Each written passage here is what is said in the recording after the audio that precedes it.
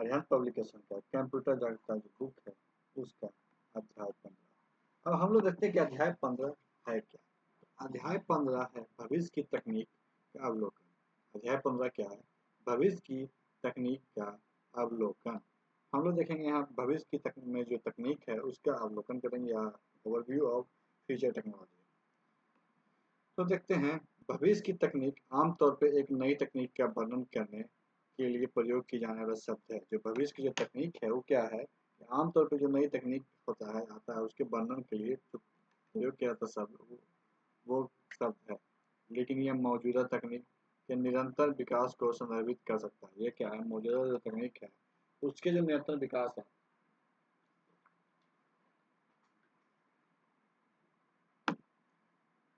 को भी संदर्भित कर सकता है। मीडिया, व्यवसाय, विज्ञान या शिक्षा। मीडिया, व्यवसाय, विज्ञान या शिक्षा जैसे विभिन्न क्षेत्रों में उपयोग किए जाने पर इसका अर्थ थोड़ा अलग हो जाता है। मतलब क्या है कि मीडिया, व्यवसाय, विज्ञान या शिक्षा जैसे क्षेत्रों में इसका उपयोग करने पर इसका अर्थ क्या होता है? थोड़ा अलग होता है। यह शब्द आमतौर पर उन प्रौद्योगिकी को संदर्भित करता है जो वर्तमान में विकसित हो रही है, अगले 4 से 5 वर्षों के अंदर उपलब्ध होने की उम्मीद है।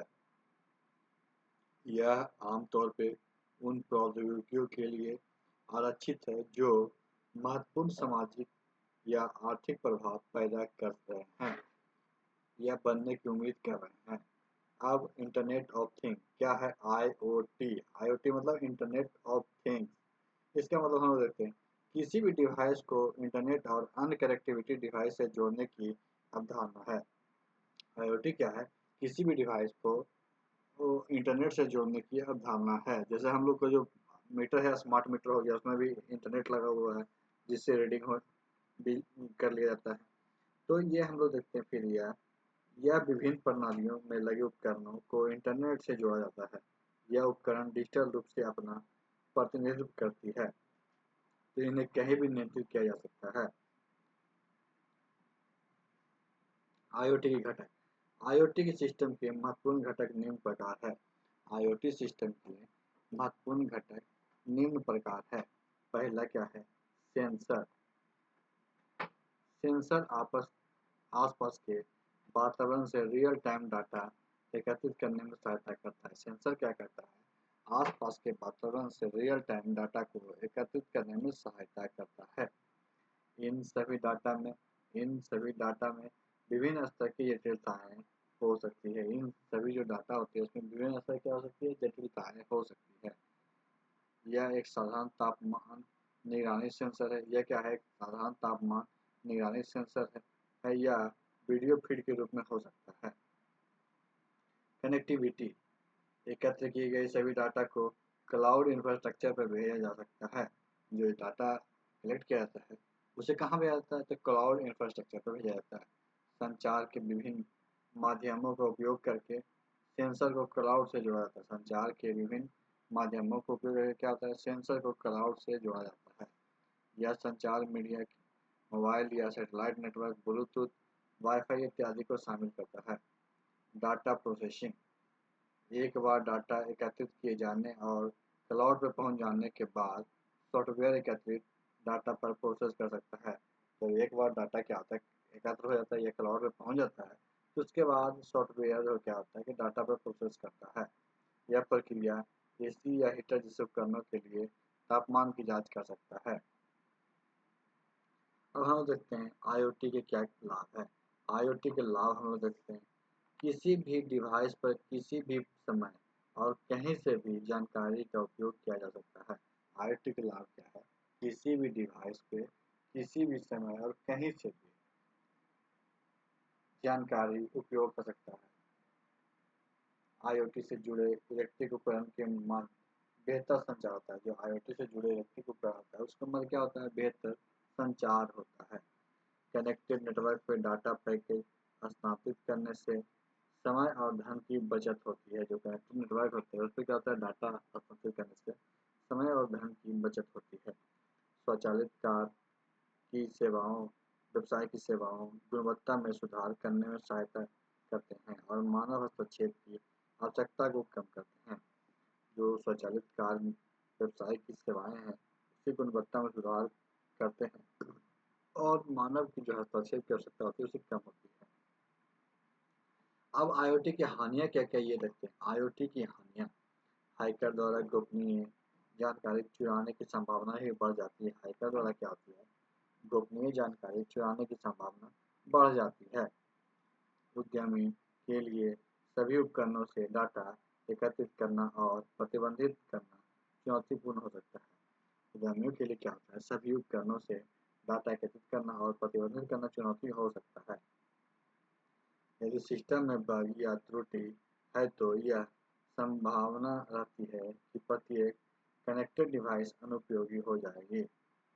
IoT के लिए अनुकूलता का कोई अंतर्राष्ट्रीय मानक नहीं है। IoT के लिए क्या है, जो अनुकूलता के लिए कोई अंतर्राष्ट्रीय मानक नहीं है, इसलिए विभिन्न निर्माताओं के उपकरण के लिए एक दूसरे के साथ संवाद करना कठिन है।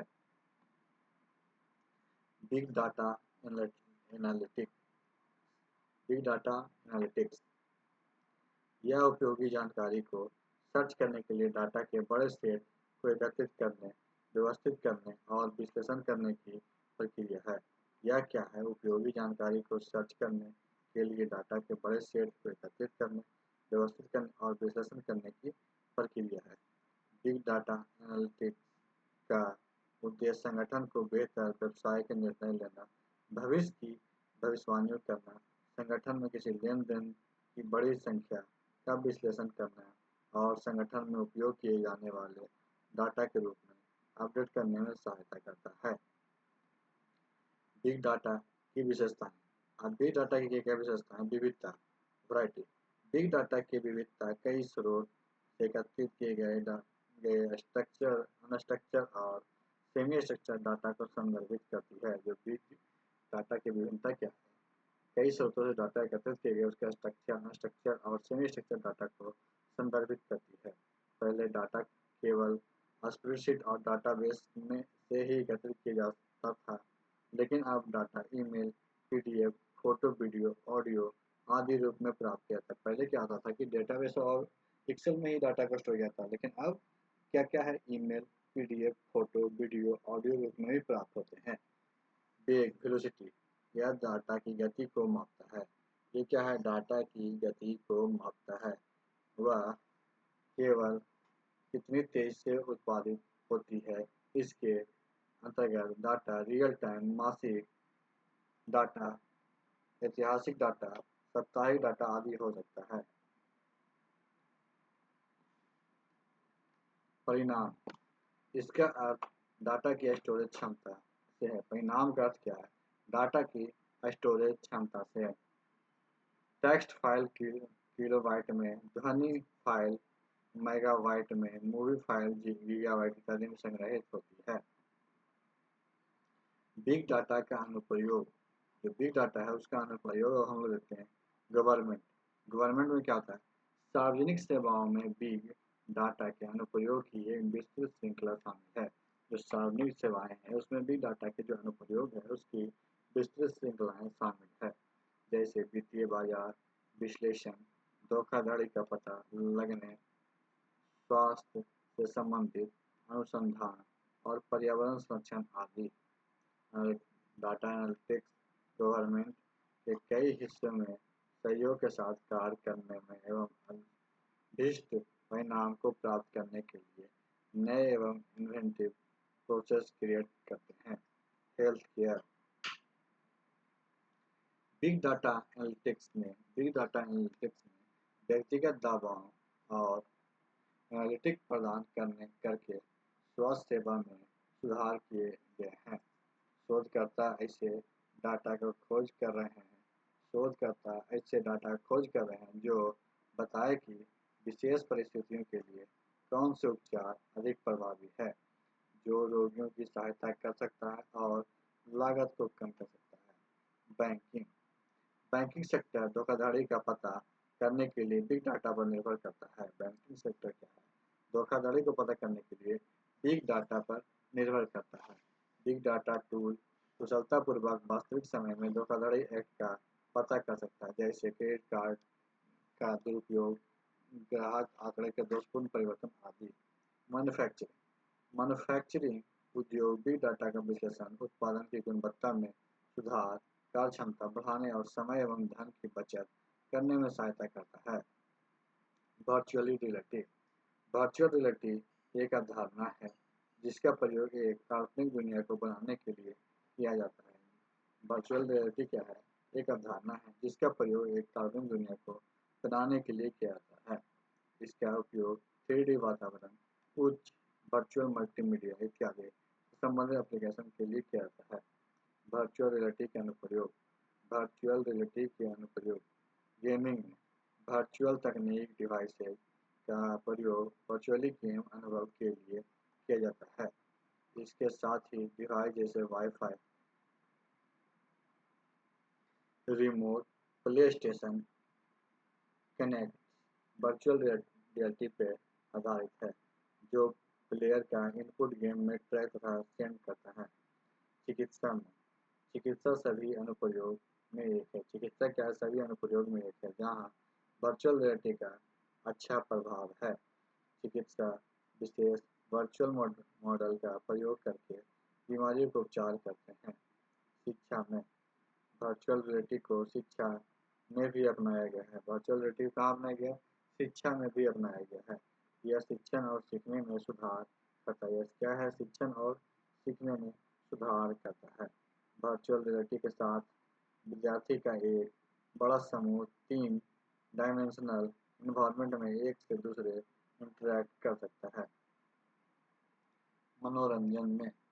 मनोरंजन उद्योग में वर्चुअल रियलिटी का उपयोग 360 फिल्मों के साथ अनुभव एक्सपीरियंस को बढ़ाने देने और उनके कैरेक्टर्स के साथ भावनात्मक संबंध बढ़ाने के लिए किया जा रहा है। व्यापार में वर्चुअल रियलिटी को व्यापार में भी अपनाया गया। वर्चुअल रियलिटी कहाँ अपनाया गया? व्यापार में भी अपनाया गया है। अब इसका उपयोग व्यावसायिक एनवायरनमेंट के वर्चुअल टूल नए कर्मचारियों के प्रशिक्षण के लिए किया जा रहा है और यह नए कर्मचारियों को प्रत्येक प्रोडक्ट का 360 डिग्री दृश्य देता है। आर्टिफिशियल इंटेलिजेंस (AI) मानवीय गुणों के अनुरूप सोचने, समझने एवं तर्क करने की क्षमता के विकास को कंप्यूटर में आर्टिफिशियल इंटेलिजेंस (AI) कहते हैं। कंप्यूटर विज्ञान में आर्टिफिशियल इंटेलिजेंस अनुसंधान को बुद्धिमान एजेंट के रूप में परिभाषित किया गया है। जो कंप्यूटर विज्ञान में क्या है? आर्टिफिशियल इंटेलिजेंस को अनुसंधान के बुद्धिमान एजेंट के रूप में परिभाषित किया गया है। आर्टिफिशियल इंटेलिजेंस के जनक जॉन मैकार्थी के अनुसार यह एक विशेष रूप से बुद्धिमान कंप्यूटर प्रोग्राम बनाने का साधन है। आर्टिफिशियल इंटेलिजेंस कंप्यूटर बनाने एक कंप्यूटर नियंत्रित रोबोट या एक सॉफ्टवेयर बनाने का तरीका है जो बुद्धिमानी से सोचता है। आर्टिफिशियल इंटेलिजेंस के प्रकार आर्टिफिशियल इंटेलिजेंस के 2 प्रकार होते हैं। बिग AI यह एक विशेष कार्य कराने के लिए डिजाइन किए जाते हैं। जो बिग AI है, जो विशेष कार्य कराने के लिए क्या होते हैं? डिजाइन किए जाते हैं। Big AI system video game जैसे चेस तथा पर्सनल असिस्टेंट जैसे अमेजन एलेक्सा शामिल है। स्ट्रॉन्ग AI यह जटिल कार्य करने के लिए डिजाइन किए जाते हैं। स्ट्रॉन्ग AI सिस्टम स्वचालित कार या हॉस्पिटल रूम में मिलते हैं। आर्टिफिशियल इंटेलिजेंस के अनुप्रयोग AI के अनुप्रयोग अब क्या है? चिकित्सा में इन हेल्थ केयर हम लोग देखते हैं आर्टिफिशियल इंटेलिजेंस का प्रयोग चिकित्सा के क्षेत्र में दवाओं के साइड इफेक्ट, ऑपरेशन, एक्सरे, बीमारी का पता करने तथा जांच जैसी कार्यों को किया जाता है। जो आर्टिफिशियल इंटेलिजेंस से कहाँ किया जाता है? चिकित्सा में जो दवा के साइड इफेक्ट, ऑपरेशन, एक्सरे, बीमारी आदि पता करने तथा जांच में इसका कार्य किया जाता है। गेमिंग में AI शतरंज, पोकर, टिक टॉक टो आदि गेम में महत्वपूर्ण भूमिका निभाता है। व्यापार में AI समान रूप से मनुष्यों द्वारा अत्यधिक दोहराए जाने वाले कार्यों के लिए रोबोट प्रक्रिया ऑटोमेशन अप्लाई किए जा रहे हैं। बैंकिंग क्या है? बहुत से बैंक ने ग्राहकों को बहुत से बैंकों ने ग्राहकों को सहायता प्रदान करने, विसंगतियों और क्रेडिट कार्ड धोखाधड़ी का पता लगाने से पहले ही एआई आधारित प्रणाली को अपना रखा है। स्वायत्त वाहनों में, ऑटोनोमस व्हीकल्स में क्या है, इंसानों की तरह सेल्फ ड्राइविंग कारों में अपने आसपास की दुनिया को समझने के लिए सेंसर एकत्रित जानकारी आधारित विशिष्ट क्रिया को एकत्रित करना, संसाधित करने और चुनने के लिए एक मशीन होता है। Blockchain technology. ब्लॉकचेन टेक्नोलॉजी क्या है? ब्लॉकचेन आर्थिक लेनदेन का एक अस्थिर डिजिटल बही खाता है जिसे न केवल वित्तीय लेनदेन के लिए बल्कि रिकॉर्ड करने के लिए भी प्रोग्राम किया जाता है। यह डिजिटल जानकारी को वितरित करने की क्षमता रखता है। डिजिटल जानकारी क्या करता है? वितरित करने की क्षमता रखता है, अर्थात यह है डिस्ट्रीब्यूटेड नेटवर्क की तरह कार्य करता है। डाटाबेस के सभी रिकॉर्ड एक कंप्यूटर में स्टोर होते हैं। डाटाबेस के सभी रिकॉर्ड कहाँ होते हैं? एक कंप्यूटर में स्टोर होते हैं, बल्कि लाखों कंप्यूटर में वितरित होते हैं। ब्लॉकचेन का प्रत्येक कंप्यूटर रिकॉर्ड का वर्णन कर सकता है, जिसे ब्लॉक कहा जाता है। यह डेटाबेस एन्क्रिप्टेड और गोपनीय तरीके से दर्ज किया गया है। ब्लॉकचेन टेक्नोलॉजी डिजिटल सामानों का तेज, सुरक्षित और पारदर्शी पीयर टू पीयर ट्रांसफर प्रदान करती है, जिसमें धन और बौद्धिक संपदा शामिल होती है। ब्लॉकचेन तकनीक का उपयोग। ब्लॉकचेन तकनीक का उपयोग सूचना प्रौद्योगिकी और डाटा प्रबंधन, बैंकिंग और बीमा, साइबर सुरक्षा, क्लाउड स्टोरेज, ई गवर्नेंस, ई बेटिंग आदि में किया जाता है। ब्लॉकचेन के लाभ। यह स्मार्ट उपकरणों को एक दूसरे से बेहतर और तेजी से बात करने की अनुमति देता है। जो ब्लॉकचेन जो है स्मार्ट उपकरणों को बेहतर और तेजी से कार्य करने की अनुमति देता है। यह उन मध्यवर्ती संस्थाओं को हटाने की अनुमति देता है जो रिकॉर्ड रखने तथा एसेट्स को हस्तांतरित करने में शामिल है। ये उन मध्यवर्ती संस्थाओं को हटाने में अनुमति देता है जो रिकॉर्ड रखने तथा एसेट को हस्तांतरित करने में शामिल है। यह विकेंद्रीकृत नेटवर्क के साथ स्वायत्त और विश्वसनीय प्रदान करता है। ब्लॉकचेन आधारित सिस्टम में एंटर किए गए डाटा अपरिवर्तनीय है, जो लेनदेन और डाटा के इतिहास में हेरफेर के माध्यम से धोखाधड़ी से बचाता है। ब्लॉकचेन की हानियाँ। सभी लेनदेन को सत्यापित करने के लिए ह्यूज पावर यानी बिजली की आवश्यकता होती है। जो सभी लेनदेन है उसको सत्यापित करने के लिए क्या होता है? ह्यूज पावर या बिजली की आवश्यकता होती है। एक ब्लॉकचेन में ब्लॉक को वितरित नेटवर्क द्वारा सत्यापित किया गया जाना चाहिए। इसमें समय लगता है, इसलिए लेनदेन की गति एक इशू हो सकती है। लेनदेन की गति क्या होती है? एक इशू हो सकती है। 3D printing editing manufacturing. 3D printing activity manufacturing.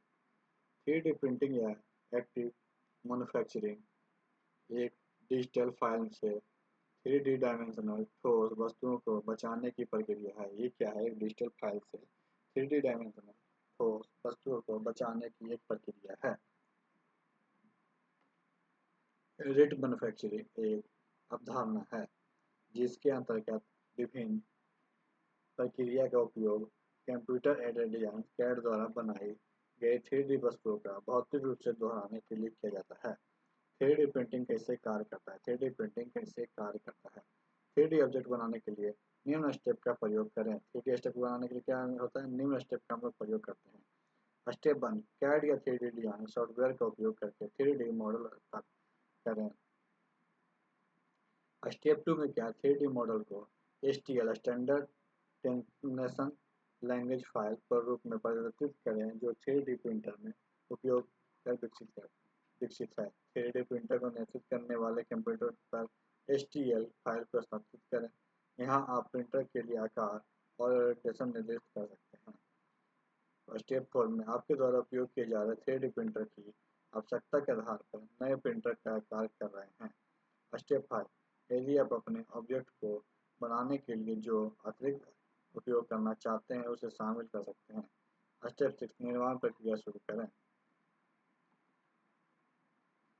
Step 7 में क्या है? प्रिंटर से ऑब्जेक्ट को हटाएं और टॉक्सिन या गर्म सतह के साथ 3D ऑब्जेक्ट के संपर्क से बचें। स्टेप 8 आवश्यक किसी भी पोस्ट प्रोसेसिंग को प्रदर्शित करें। स्टेप 9 यह एक प्रिंटेड ऑब्जेक्ट का उपयोग करें। 3D प्रिंटर के उदाहरण क्या है? Architecture scale model, dental products, design, lamp furniture आदि। पैरेनिक्स पैथोलॉजी में हड्डियां और शरीर के अंग का पुनर्निर्माण। रोबोटिक्स प्रोसेस ऑटोमेशन (आरपीए) मानव हस्तक्षेप को कम करने के लिए रोबोट की सहायता से व्यावसायिक संचालन को स्वचालित करने की प्रक्रिया को रोबोटिक्स प्रोसेस ऑटोमेशन कहा जाता है। रोबोटिक्स एक ऐसी इकाई है जो मानव क्रिया की नकल करती है, जिसे रोबोट कहा जाता है।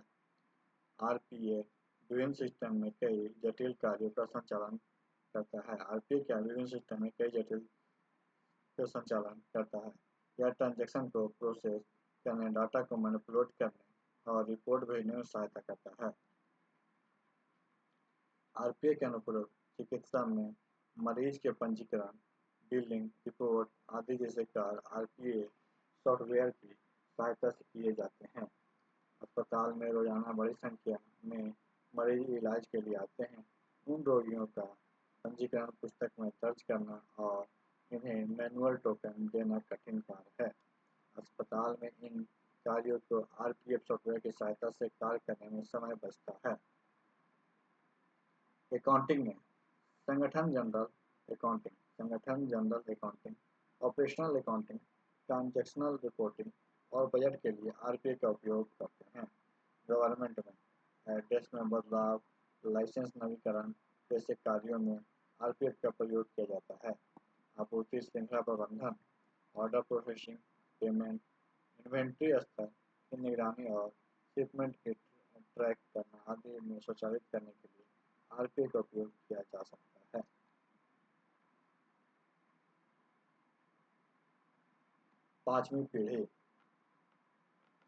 पांचवी स्टैंडर्ड ब्रॉडबैंड सेलुलर नेटवर्क के लिए यह जो सेलुलर फोन कंपनी वर्ष 2019-20 में डेवलप किया गया था, इसे गति, विलंबता और उपयोगिता को पुराने मुद्दे को संबोधित करके नेटवर्क कनेक्शन में सुधार करने के लिए डिजाइन किया गया है। पांचवी पीढ़ी क्या है जो 19 में डेवलप किया गया है और जो विलंबता और उपयोगिता के पुराने मुद्दे थे उसे सुधार करके डिजाइन किया गया है, जिससे पहले या वर्तमान पीढ़ी के मोबाइल नेटवर्क संबोधित नहीं कर सकते हैं। यह पांचवी 5G 4G नेटवर्क की तुलना में 100 गुना ज़्यादा तेज गति से डाटा उपलब्ध करता है। 5G के लाभ: ट्रांसमिशन में उच्च गति। ट्रांसमिशन में गति 15 से 20 Gbps तक हो सकती है। यदि गति हम अपनी फाइल, प्रोग्राम या रिमोट एप्लीकेशन को बिना दूरी के एक्सेस कर सकते हैं। जुड़े हुए उपकरण की अधिक संख्या। 5G के साथ नेटवर्क में जुड़े हुए उपकरण की संख्या बढ़ सकती है। यह वर्ग किलोमीटर में हजारों डिवाइस जोड़ सकते हैं। कम विलंबता। विलंबता वह समय है जो तब तक बीत जाता है जब हम अपने डिवाइस पर एक्शन नहीं होने तथा ऑर्डर देते हैं। 5G में विलंबता 5G की तुलना में 10 गुना कम होती है। 5G की हानियाँ। जो 5G की हानियाँ क्या है, उसकी लिमिटेशंस है। कनेक्टिविटी को प्रभावित कर सकती है। 5G कनेक्टिविटी की रेंज अच्छी नहीं है क्योंकि फ्रीक्वेंसी वेव केवल थोड़ी दूरी की यात्रा करने में सक्षम है। 5G फ्रीक्वेंसी भौतिक अवरोध जैसे पेड़, टावर, दीवारों, इमारतों से बाधित होती है। ग्रामीण पहुंच की सीमाएं। 5G मुख्य रूप से शहरी क्षेत्र के लिए वास्तविक कनेक्टिविटी ला सकता है, जबकि ग्रामीण क्षेत्र में रहने वाले को कनेक्शन से लाभ नहीं होगा। उपकरणों पर बैटरी ड्रेन। 5G से जुड़े सेलुलर उपकरणों की बात आती है तो ऐसा लगता है कि बैटरी एक महत्वपूर्ण अवधि है के लिए कार्य करने में सक्षम नहीं है। तो आज की वीडियो यहाँ पर समाप्त करते हैं। वीडियो अच्छी लगे तो वीडियो को लाइक कीजिएगा, दोस्तों के साथ शेयर कीजिएगा और हमारे चैनल को सब्सक्राइब कीजिएगा। वीडियो देखने के लिए आपका